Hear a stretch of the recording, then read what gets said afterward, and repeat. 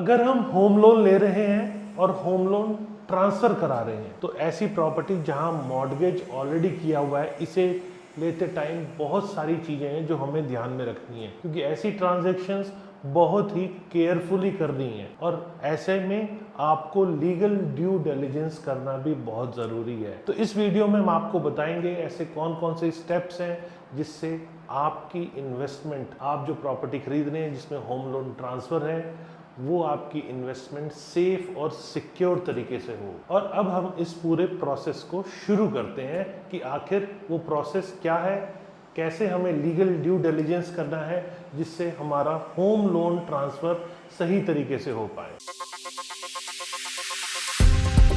नमस्कार, मैं हूं प्रदीप मिश्रा। प्रॉपर्टी मिश्रा शो में आपका स्वागत है। यहां हम आपको प्रॉपर्टी और प्रॉपर्टी मार्केट की हकीकत बताते हैं। नो बकवास, डायरेक्ट काम की बात। चलिए शुरू करते हैं।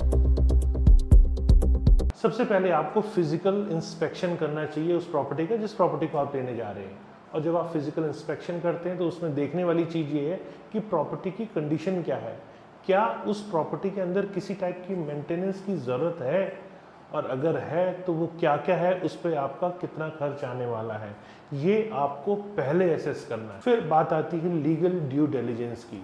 जब आप ऐसी प्रॉपर्टी खरीदते हैं तो आपको लीगल ड्यू डिलिजेंस भी प्रॉपर कर लेना चाहिए कि आखिर लीगली उस प्रॉपर्टी की क्या स्टैंडिंग है। आपको उस प्रॉपर्टी का स्क्रूटाइज करना चाहिए प्रॉपर्टी टाइटल को लेकर, उसके नॉन एनकम्बरेंस सर्टिफिकेट को लेकर, क्या उस प्रॉपर्टी पे कोई लीन है, या वो प्रॉपर्टी अगर मॉर्गेज है तो उसमें सेलर के पास उस प्रॉपर्टी रिलेटेड क्या रेलिवेंट डॉक्यूमेंट्स हैं, ये हमें ज़रूर एक बार समझ लेना चाहिए। मतलब हमें स्कैनिंग पूरी करनी चाहिए और हमें ये इंश्योर हो जाना चाहिए कि वो प्रॉपर्टी किसी भी टाइप के लीगल डिस्प्यूट में नहीं है। अगर ऐसी प्रॉपर्टी कोई लीगल डिस्प्यूट में नहीं है तभी हमें उसे खरीदने की तरफ आगे बढ़ना चाहिए। पेइंग ऑफ सेलर्स लोन, जब आप प्रॉपर्टी खरीदते हैं रीसेल के अंदर, मतलब उस प्रोसेस में जब शुरू होते हैं आप, तो आपको ये चेक कर लेना चाहिए अगर प्रॉपर्टी पहले से मॉर्गेज है तो यहाँ पर आप हेल्प कर रहे हैं सेलर को उसके लोन को पे ऑफ करने में, क्योंकि यहाँ लोन को पे ऑफ करने की रिस्पॉन्सिबिलिटी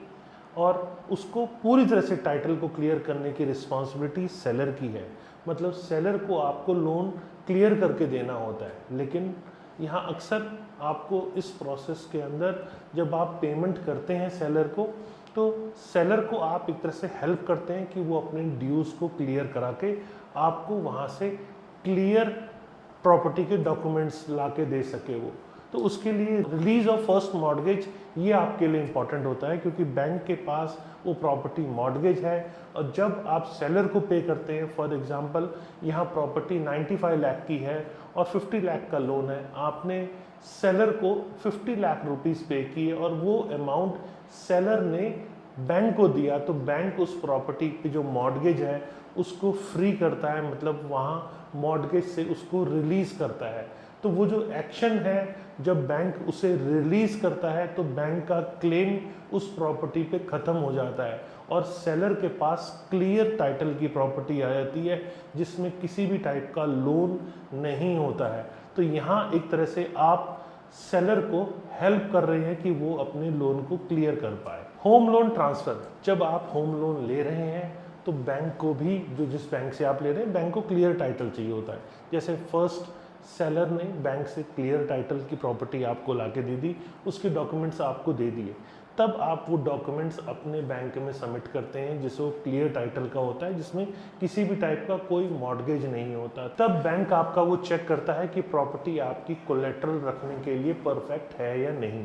तो बैंक से आपको हमेशा रिलीज डीड लेनी चाहिए, मतलब बैंक ने उस प्रॉपर्टी को रिलीज कर दिया है, ये आप सेलर से कह के रिलीजिंग सर्टिफिकेट एक लेंगे, वो आप अपने फर्दर जिस बैंक से आप अब लोन लेने जा रहे हैं उनको वो देंगे। जब आप लोन ट्रांसफर कर रहे हैं तो वो कौन कौन से फैक्टर्स हैं जो लोन ट्रांसफर करते टाइम बैंक आपके चेक करता है। तो लैंडर जो प्रॉपर्टी के डॉक्यूमेंट्स चेक करता है सबसे पहले, और दूसरा तो बैंक आपकी एज, आपका इनकम, आपका सिविल स्कोर, क्रेडिट हिस्ट्री, आपकी stable income source, monthly income expense, work experience, documentation और कोलैटरल गारंटीज वगैरह सब कुछ बैंक आपका चेक करता है। तो ओवरऑल आपने समझा होगा कि ड्यू डिलिजेंस यहाँ परचेज और प्रॉपर्टी के अंदर कितना इंपॉर्टेंट है, क्योंकि प्रॉपर्टी मॉर्गेज है, उस प्रॉपर्टी को आप बाय कर रहे हैं, तो यहाँ लीगल ड्यू डिलिजेंस आपको करना बहुत ज़रूरी है। और आपको ये समझना पड़ेगा कि आप सेलर को असिस्ट कर रहे हैं, क्योंकि लोन क्लियर कराने की रिस्पॉन्सिबिलिटी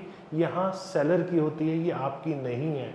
और आपने अब तक लोन ट्रांसफ़र का प्रोसेस समझ लिया होगा कि बैंक को क्या क्या चीज़ों की ज़रूरत होती है। अगर आप इन स्टेप्स को फॉलो करते हैं तो आप ऐसी प्रॉपर्टी जो ऑलरेडी मॉर्गेज है वहाँ एक सिक्योर इन्वेस्टमेंट कर सकते हैं और अपने फ्यूचर के लिए आप उसे प्रोटेक्ट कर सकते हैं। उम्मीद है आपको मेरा वीडियो पसंद आया। अगर वीडियो पसंद आया तो लाइक कीजिए, कमेंट करके मुझे बताइए वीडियो कैसा लगा। फ्यूचर में ऐसे कौन से इन्फॉर्मेटिव वीडियोस आप और देखना चाहेंगे वो भी मुझे कमेंट सेक्शन में बताइएगा। और फ्यूचर में रेगुलर ऐसे वीडियोस देखने के लिए आप मुझे सब्सक्राइब कीजिए। नमस्कार, जय हिंद।